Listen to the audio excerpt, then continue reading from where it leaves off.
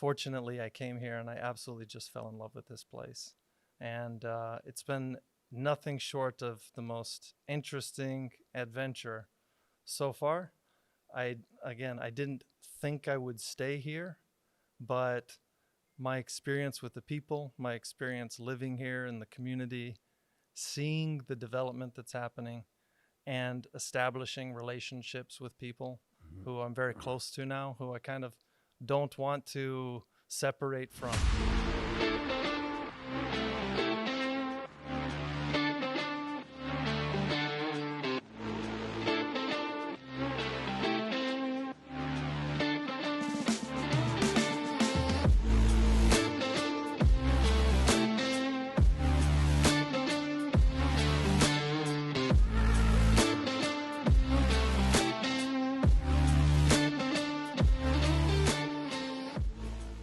Hello, dear viewers, and welcome to podcast. So, my guest today is Michael Shepard. He's a consultant in private sector here in the kingdom.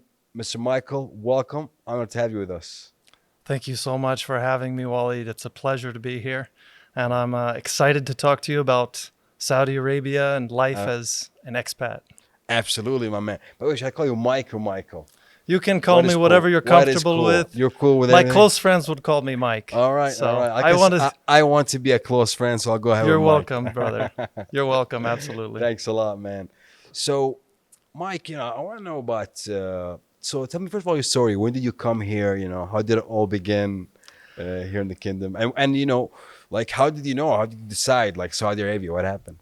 Well, this is a very interesting story, and I started whenever I was about 2020 at the very beginning of Ramadan. So I've been here almost 3 years, and I didn't know anything about Saudi Arabia at the time. I knew basically what my history book told me when I was growing up in the United States, and I was a little bit nervous. I was a little bit afraid, and I feel like, not to start talking about religion too soon, but I feel like God wanted me to come here, to be honest. I didn't know what the job would be like here. I didn't know what living would be like here. And it wasn't even something that I was actively pursuing. But in my personal life, it seemed like everything that I was trying to do, the doors were all closing. And it's in the middle of COVID. So I was at a period where I didn't know what I wanted to do. I didn't know even where to look. And one of my friends here in Saudi Arabia called me and he said, listen, you've got to come try this. And he started telling me a little bit about Saudi Arabia. But to be honest, he didn't even really prepare me for it because my experience coming here was so surprising to the upside. So when I first came to Saudi Arabia, there was a chain of events that took place. So Saudi Arabia to me is an unexpected blessing in my life, the best thing that ever happened to me. What happened was in 2021, I was working as a consultant for a company in another country, and we unexpectedly lost our contract. So everyone that was in our whole company was going back to the United States. We were being repatriated, basically. And as this happened, we had the best luck in the world because someone who worked in our company, who was in Qatar, they were opening and expanding their branch there. And they wanted to hire 20 people, exactly the people that were going back to the United States. So this is during COVID time. And one of the requirements to go to Doha for the indoctrination and everything was we needed to submit our COVID vaccines. And I received my COVID vaccines from the exact same clinic that everyone in our company received our COVID vaccines from. But when I submitted my ETRAS paperwork, which is the Doha government agency that allows people, if they have COVID vaccine, to enter versus they run this process, I couldn't get my ETRAS approval. And this, to me, was like the worst luck ever. Everyone had the exact same documentation that I did, and everyone was approved, but I wasn't. So the one door is closing when when our branch is being shut down. The next door is closing for the next job, and I realized that I knew someone in Iraq who had an opportunity to go and work in their company in the same capacity, same kind of work that I was doing. And I called him and I talked to him about the position. He said, if you apply, he knows me from before. He said, if you apply, you're getting this position. Yeah. So I applied and I had an interview set up. I was taking a vacation at the time. I was in Brazil. This is important for later. Yeah, that's cool. This is important for later because of this, how this was happening. Yeah. And actually, I was in Brazil before I had this, before the ETRAS issue, because I had the ETRAS issue while I was leaving Brazil. Okay. I was expecting to leave Brazil. I had this issue, but to explain it chronologically, all these things were kind of happening at the same time. Yeah. I had several different opportunities. I'm setting up this interview for Iraq, and I have the appointment scheduled on my computer. It's a video call. And one of the individuals on the video conference is a manager at this company. I didn't even know he was a manager there, but he's a gentleman I worked for before, a couple of years before this. So I thought for sure I'm going to smash this interview. I get on to have this interview. He's not there. And I asked the other two guys, where's Eric? And they say, oh, he's on vacation. He's not here. And I bombed this interview. I bombed the interview so bad. Every question that they asked was questions I wasn't prepared for. I was prepared for a certain line of questions that's like standard with my line of work. Yeah. And they asked all questions I knew kind of the answers in a rough way. I'm sure you've had interviews like this where 80% of the answer. You're just like, but it's not 100%. It wasn't a center of excellence per se. Yeah. So I bombed this interview. I didn't get a call back.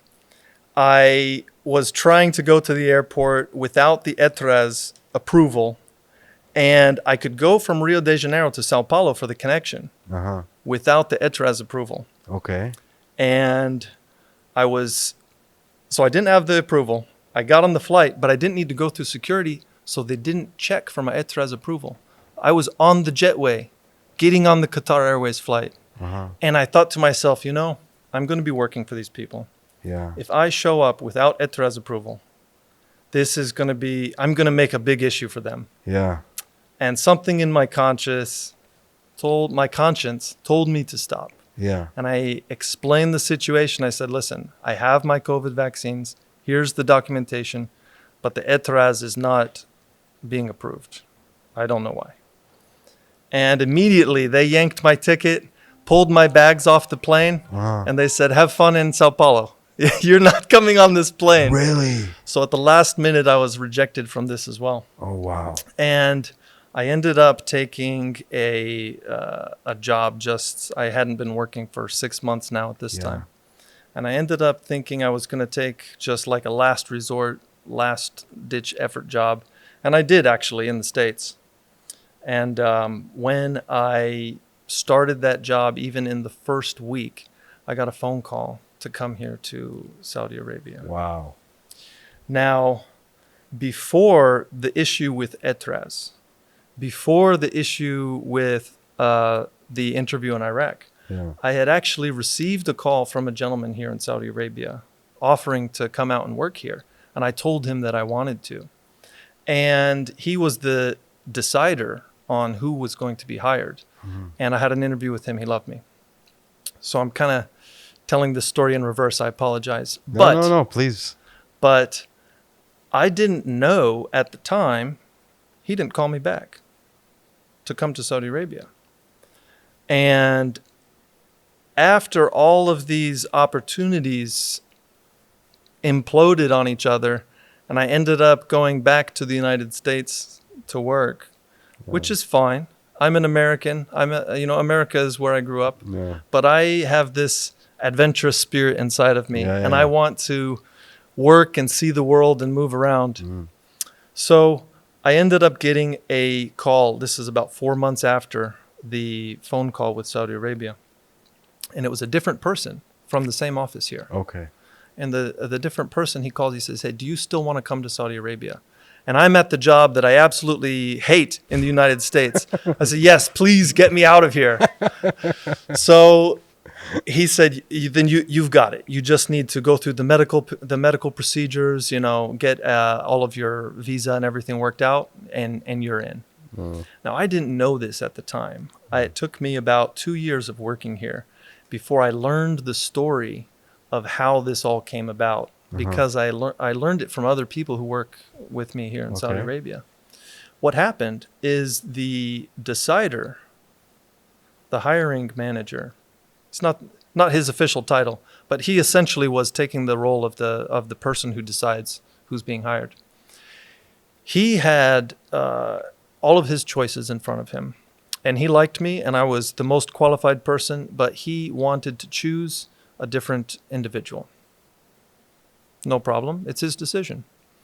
But our company at that time immediately started downsizing, because it was in the paperwork of our contract that we would have to close the branch here in Saudi Arabia.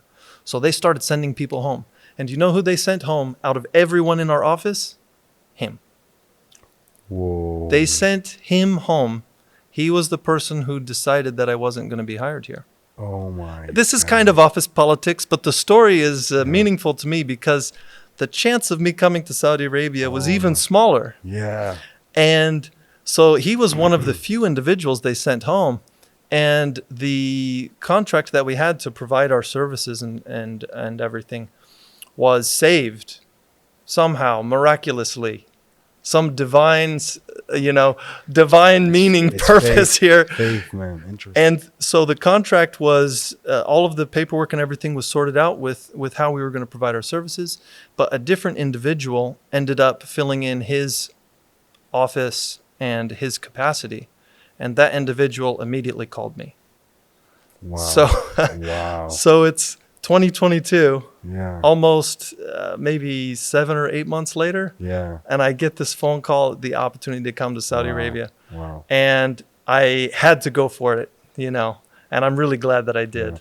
So from the phone call, how long did it take you?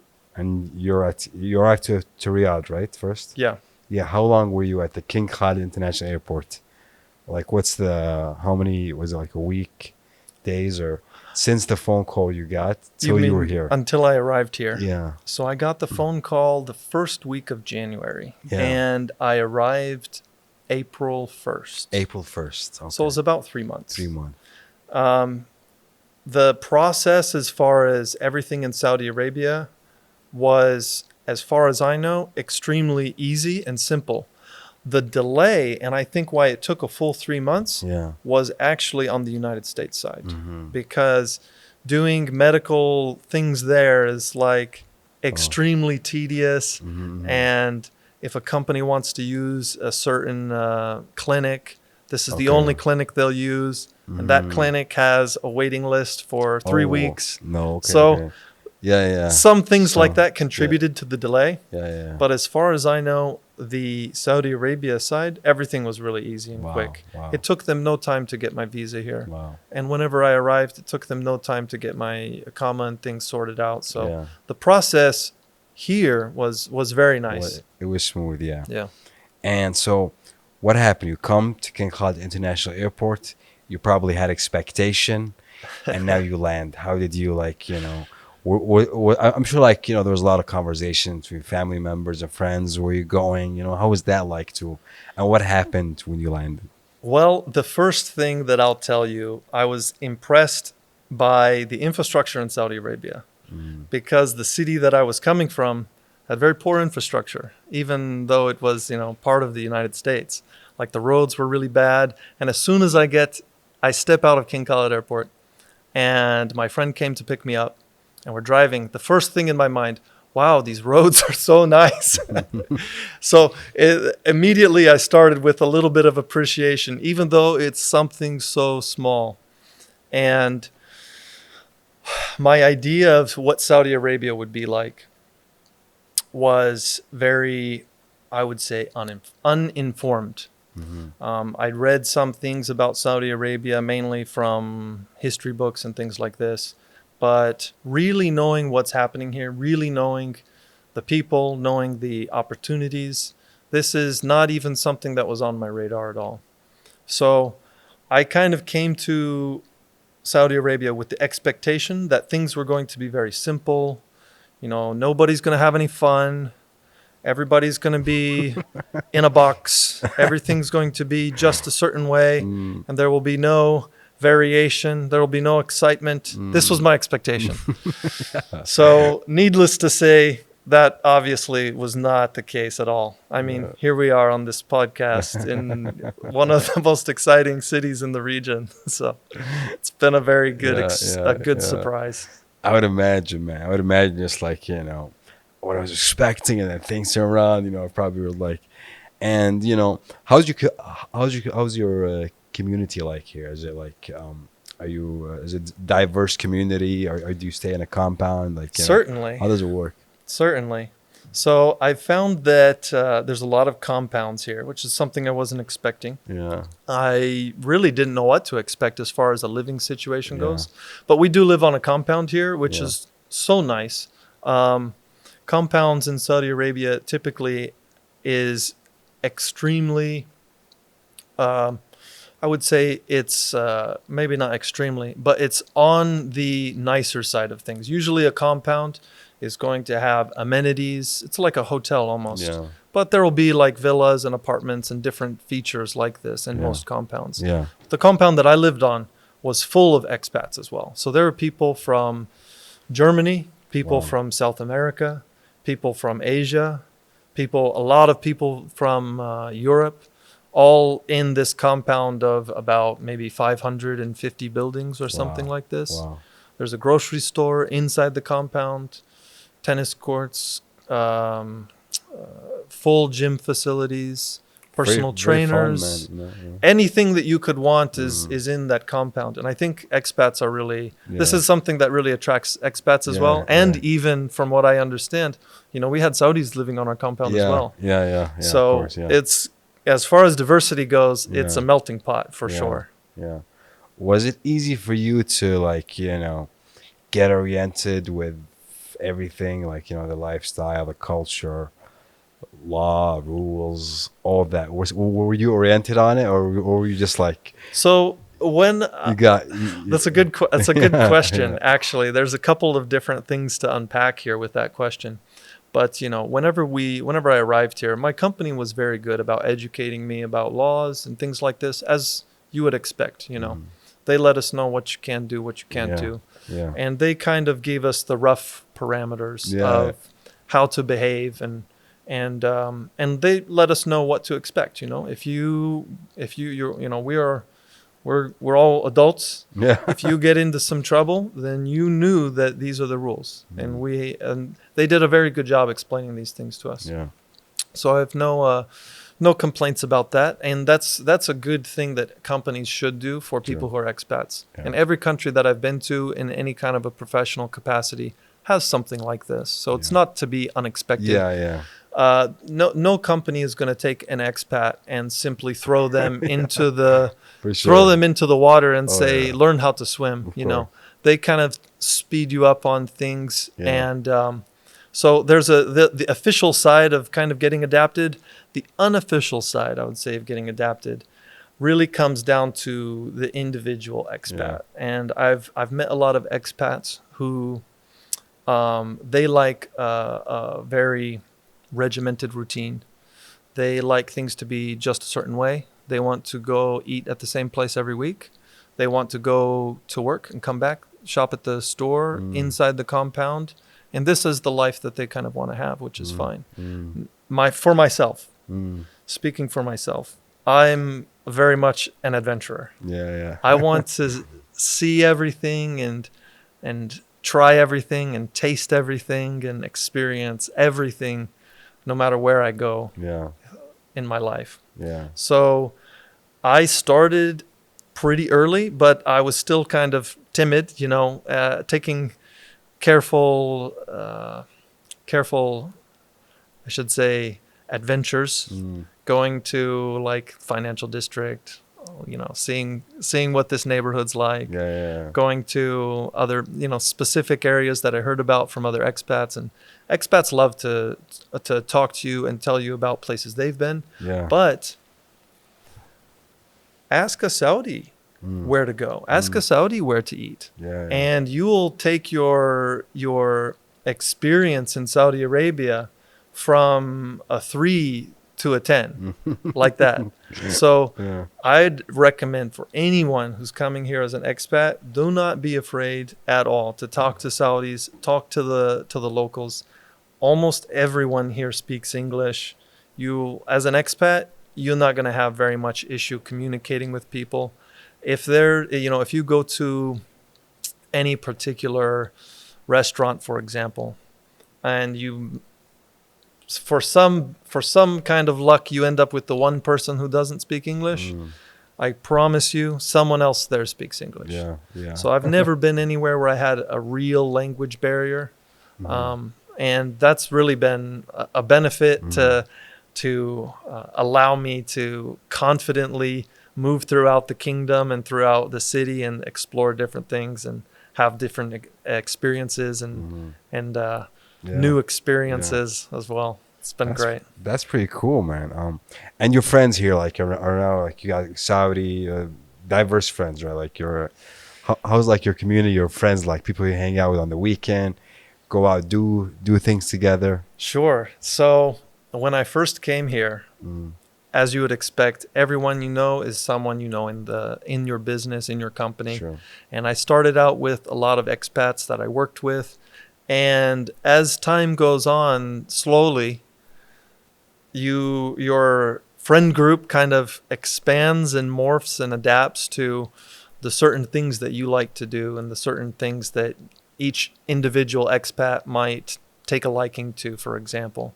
So my group of friends, I'd say, is very diverse. Okay. I have some friends that are really into the electronic music scene here in Saudi Arabia, which is really amazing. Yeah.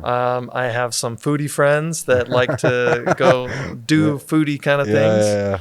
Some friends like to go camping in the desert. So I get a very mixed, Nice. That's pretty cool. a mixed variety Different of experiences Asian. from my acquaintances. Yeah. I have some friends that love to play Balot. I learned to play Oh, this really? card Belot. game. Oh my God. Yeah. That's like, the best card. I mean, it's the most popular, card game. I love it. For Saudis, Did you played it? Oh, I'm professional, man. Really? Yeah, man, wallah. yeah, we gotta hang out. We gotta hang out, Let's And you know how it goes too. Of course, man.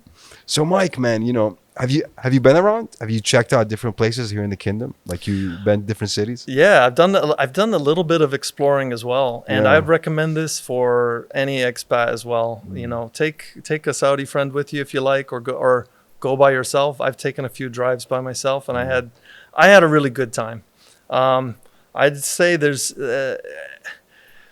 you should just go wherever you feel like. There's no real restriction in Saudi Arabia, geographically. There's no reason not, the way that I see it, there's no reason not to take your car on the weekend and drive to the next city. Yeah. See what's there. Go to Qasim, go to the date the date market. Yeah. Buy 6 kilos of dates and eat them over the period of 3 months or something. Yep. Gain some calories. Yeah. Healthy. I would Those say, are the best healthy. dates I've found anywhere. Yeah. I swear, You been man. to Qasim? Those are amazing. Yeah. Really, yeah. I just it's only, for me, it's like I said, I'm an adventurous person, so I want to see and experience everything. Yeah. Talk to everyone. You gotta tell me more about it, man, after the podcast. Okay, I never been certainly, to man. the Of course, Qasim, of course. so I want to know about it. So, Mike, like, just like listening to you, like, talk and emerge, just a lot of like questions actually pop into my mind. You been to some events here? You attended any events here, like, Oh or yes. like was like You, I think one of my friends was like he was like Waleed, Martin Lawrence doing a stand-up comedy show in Riyadh. He's like, yeah. this is the last thing I would have expected to see Martin Lawrence in Yeah. Riyadh. I never saw him in the U.S. I saw him here. Oh yeah. There's no shortage of things to do in Saudi Arabia. Yeah, And there's no shortage of experiences to have in Riyadh, especially. true. And I've been to Jeddah as well once, and we can unpack this as well. Yeah. I've been to Hofuf. I was invited to a Saudi wedding, Oh, really? and so I Really? got to go to some Now, places I like gotta know this. about that experience for you, man. How did you went to a Saudi wedding in Hafuf? Yeah, yeah. How was that experience? How was that like? I loved it. Were you It like was it was a lot great. different than the I U.S. was the only obviously. person wearing a suit, but it was Yeah, amazing. yeah, Man. yeah. I had so much fun there. But to come back to the events here in Yeah. Riyadh, I want to touch on one thing, if I can, Sure. in regards to expats who are considering Saudi Arabia, or even professionals, especially Americans, who aren't thinking about Saudi Arabia and just happen to be watching this podcast. Really consider Saudi Arabia, because the events and the experiences that are here are things that you are not seeing on American social media. You're not seeing them promoted in ways. You see some promotion starting to happen. There is awareness that's building, but it's still very new. And the experiences that you'll have here are stellar. They're second to none, really. One of the things that I like to kind of do while I've traveled in my life is go to like a music festival, right? Go somewhere, find out what the music is like, go to like a festival of some capacity. This gives you opportunity to really feel what the people are like. Yeah. And I've been to several festivals throughout the world, South America and North America. And when I came to Saudi Arabia, I was not expecting any fun. Everything is going to be Professional work home. no and- fun having is Yeah. allowed. This is my expectation. And when I came to Saudi Arabia, I learned that there's music festivals here. Oh yeah. I say, oh, come on, Saudi Arabia, they can't be put. What kind of music festival is You going got to happen in some of Saudi the Arabia? biggest, actually. And I start looking at the people who are in these festivals. I start looking at the DJs and the headliners, and I start to look at the venues. And I've been to a few music festivals here, and I don't even want to compare it to a music festival in America, because I've been to a music festival in America, and the music festivals in Saudi Arabia, I hope I'm not gushing No, about this too no, much. no. But I enjoyed these music festivals better. They're better organized. They're cleaner. It's just a better experience overall whenever you're. You been to the Middle East? And yes, of course, a Middle Beast is fantastic. If I can say a few things in Please. praise of Middle Beast. This is one of the biggest festivals I've ever been to, for sure. I don't think I've been to a festival larger than that. There's like 600,000 people at one time in this festival. Yeah, that's crazy. The stage that they have, the Big Beast stage, Yeah. they're building it bigger every year. You know this? I don't know the exact figure because it's gotten bigger since each year.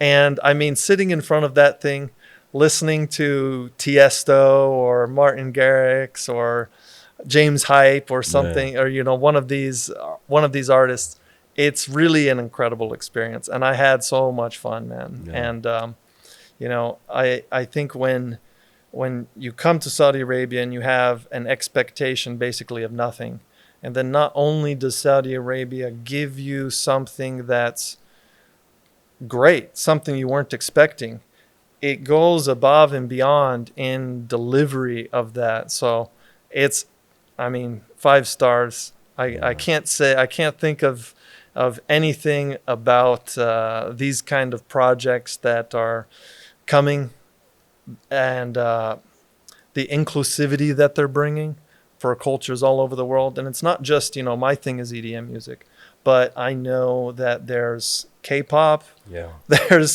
racing, Oh yeah. there's MMA, boxing matches, Oh there's yeah. all kinds Oh of stuff yeah. coming, Oh and yeah. there's Man. something for everyone. In Riyadh, Telling you'll you. never have a weekend where there's nothing to do. Oh, I mean, Yeah, yep. You're right on that. You got like the different kind of entertainment events, and also all these big business events. You got the Future Investment Initiative. You yeah, got now the World Economic Forum. They had a special meeting uh, last a special forum gathered here, and now 2026 hmm the World Economic Forum in Davos will happen yeah, which usually happened in Davos in Switzerland. yeah, Now it's going to happen in Saudi Arabia, and a lot of aviation events, from you're right, there's always something to do, always yeah, something to go, always, reminds me of the beginning of, or I mean, in a way, like, I speak about New York City and how, it's it's a good place at the moment. I feel like Saudi Arabia is for a person who wants to, or there was mixed with different culture, understands new businesses too as well. It's a good time to come here when it comes into business. That's from me as a local yeah. perspective. I'll probably be biased. How do I you agree see, how completely. do you see it, like, from your Well, view? I agree completely, sir. I think that Saudi Arabia is a place for any expat who wants to pursue anything in their life. So, whether it's business, whether it's starting a family, whether it's arts, entertainment, or whether it's just a place that you can benefit from 0% tax, anything Mm, that you're pursuing in your life, if you're an expat, you should definitely consider Saudi Arabia as one of your top options. awesome, man. Appreciate your kind words. And so Mike, what I would like to know is, what do you got, like, what is like a future kind of going on for you? You know, yeah, Who knows, man. yeah, Right now, I'm loving the moment, man. yeah, I'm really enjoying exactly where I'm at, exactly this time where Saudi Arabia is developing and yeah, bringing out new things all the time. yeah, yeah. Like, Six Flags is coming out Oh this yeah, yep. That's almost here. that's a big deal. Yeah, man. That's So, a I big mean, deal. you've got like coming to the point that we made just a moment ago. Yeah, There's always something new happening, some project that's finishing.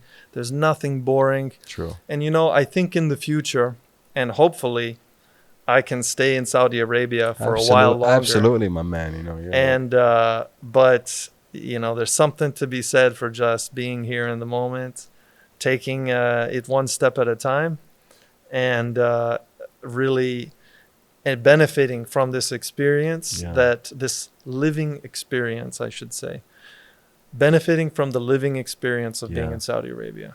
yeah. No, Life in Saudi Arabia is really a special experience for an expat.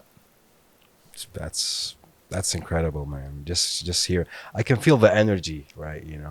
I can feel the energy. And I hear that also from one of my friends. Like, we come back here, it's just like this. There's this energy that, like this calm energy. Yeah. Maybe it depends, of course. Each individual has different perspective, but also, me and you were talking before we went live. You told me about the story where you went from Riyadh to Dubai, and Yeah, yeah. and I would, and I, me personally, living here, like, I never appreciate, me just listening. It was like, I never appreciated, man, these things. How you saying it? Yeah. Got me thinking. I'll probably drive Yeah. to Dubai, man. How was that like to you? For you? So for the viewers that are watching this, if Yeah. you drive from Riyadh in Saudi Arabia and you drive to Dubai, you're going to drive through the empty quarter, Okay. which is very Yeah. unpopulated. It's Yeah. very vast and open. Yeah. But the road is good. The road is maintained. It's clean. It's a straight drive. It's easy. And for me, again, being the adventurer, I'd flown to Dubai for a weekend here and there. And I decided to myself, I want to break the monotony. I want to do something different. So I took my car and it was extremely easy to get the registration and everything sorted. For I have a registration that allows me to go freely to any of the GCC countries with my car, so I can drive to Bahrain or Doha or Kuwait just like on a weekend if you want to do something different. I want to chill, today. Yeah. But I have this this registration was extremely easy. It took me I went to the office. It took maybe 20 minutes to finish, and I got in my car. I had an overnight bag, one pair of clothing. I said, I'm going to Dubai. If I need more, I'll buy it. I'll buy it there. Yeah. You're right. I like that. And I just I took like off, that mindset, man. I like that mindset, Mike. I'll just go and I'll just, I'll figure it out. Yeah, exactly. You know what? But I'll try it, man. Yeah, for sure. I'll try it. It seems like fun. It's a good. It's an excellent road trip. Yeah. And there's something to be said, though. Like we were talking about before we sat down. When you get out into the country of Saudi Arabia, the city, the big towers, the hustle, the bustle, the fast moving everything, the traffic, the events, the things, there's constantly something. When you get outside of that and you're on your way to Dubai, there's a space there of about 3 hours when you're driving, and you're driving down the road. And maybe you're driving fast, maybe not. It depends. But you can see when you look out into the open quarter. It's just a breathtaking view, man. It really is. And I can't count how many sand dunes you can see at one time. I can't tell you how far you can see because it's just the expanse of it. And, I tried to take some pictures there.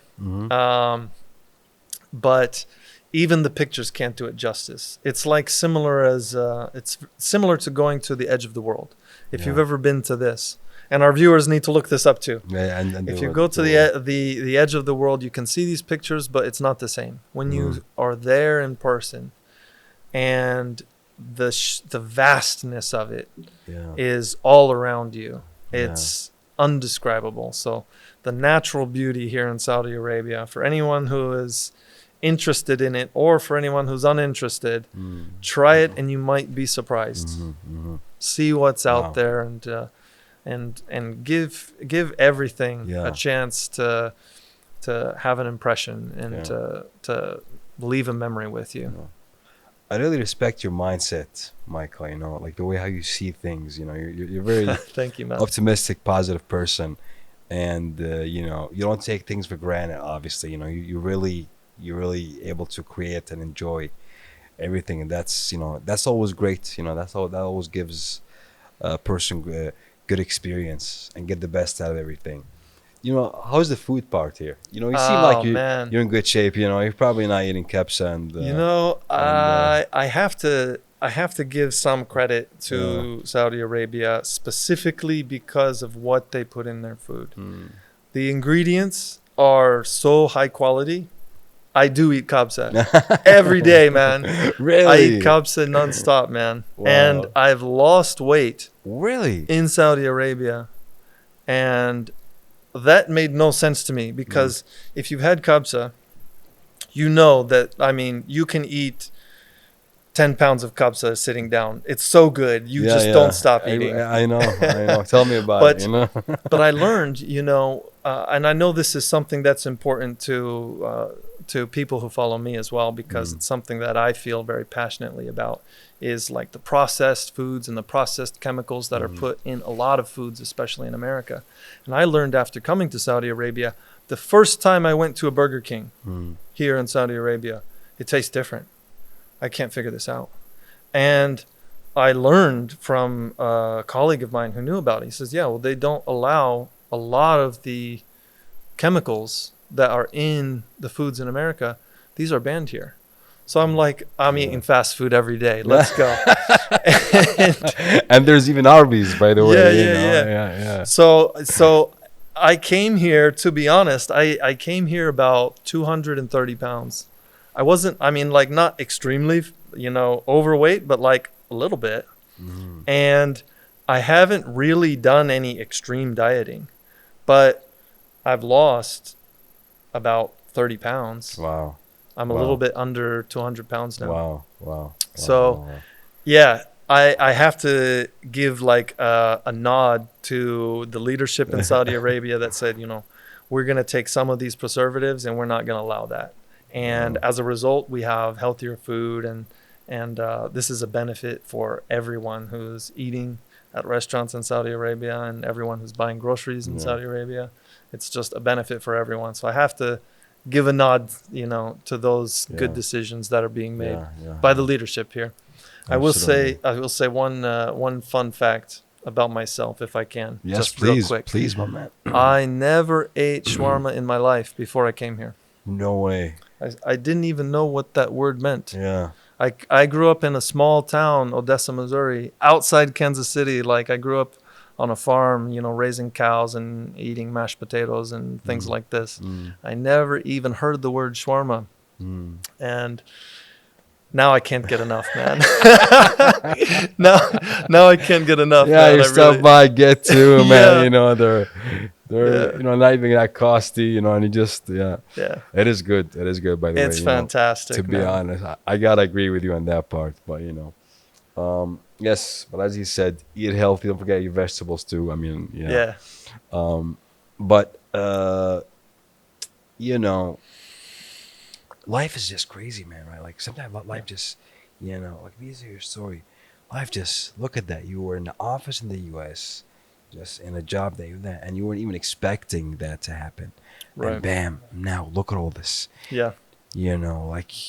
So sometimes just planning for the future and thinking what would happen, something totally different happens. And, sometimes it's great, I guess it's, I guess it is right. Like when you're optimistic, or when you're always positive and thinking about the right thing or about the good things will come. So the law of attraction. Yeah. It's a faith, man. It's a faith for you. For me, it's man. For you, you wouldn't expect to see some guy named Waleed, on a pod, and then coming on a podcast with him, and that wasn't definitely on the radar. It was not on my bingo card. Not on the radar.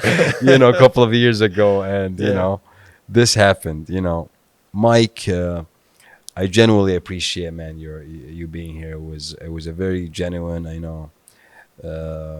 this talk, this conversation that we had, and I really appreciate it. Without a doubt, we'll be doing more of it, on cameras and off cameras. Thank you so I much. really appreciate it, and I give you like the last word. Thank you so much for inviting me to come and spend time with you. And I have to say thank you to Saudi Arabia just as a whole, because this experience living here has really resonated with me. I grew up in a very traditional family, a farmer in Missouri, small town, Odessa, Missouri. See it. It's like 5,000 people, man. Very small town. And I grew up with these ethics that my father taught me, to always do the right thing, to always be polite, to always shake hands, to keep your word. And as I traveled throughout the world, I'll say that it has been difficult sometimes to find cultures that match these traditional values that I have. And I don't even want to say necessarily traditional, because it's not, you don't need to have a tradition to have integrity. You don't need to have a tradition to have values. Sure. But the values that I had and I carried with me my entire life, when I arrived in Saudi Arabia and I started to meet people and I started to build relationships, I found that in Saudi Arabia, people's values matched my own.